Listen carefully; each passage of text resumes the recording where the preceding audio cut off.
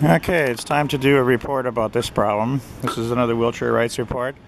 And this sidewalk is very wide, so I'm able to stop on the sidewalk to do this video to show you what the problem is. What was that fish thing? These traffic signs that are intended to be on the side of roads, up on highways and open areas, are not meant to be on sidewalks.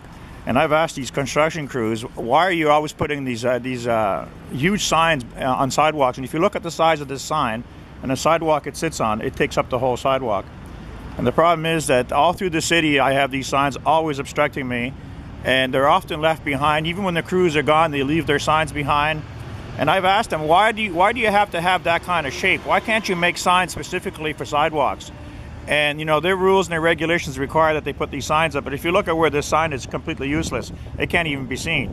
So I'm doing this report on this sidewalk because there's room for me to park my chair to show you. And I've asked people to do things about, you know, all the problems that we have being in wheelchairs. And it's not just these big signs here, it's these sandwich signs that are everywhere in the city of Halifax. And I found out there was only 2 permits issued this year, and there's got to be at least 800 of these signs, and they're usually everywhere on the sidewalks, and I mean everywhere. And any given day, you're going to see 1, 2, or more, or others.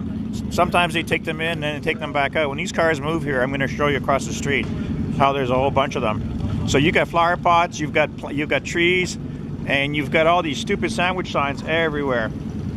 And these sandwich signs are also dangerous in windy conditions because they don't have any weight on them. And today is a windy day, and some of these signs have been blowing over onto the streets, and they're a hazard to cars, they're a hazard to anybody. So I've asked the Mayor Savage to take care of this problem with the signs in this town. We have bylaws about them.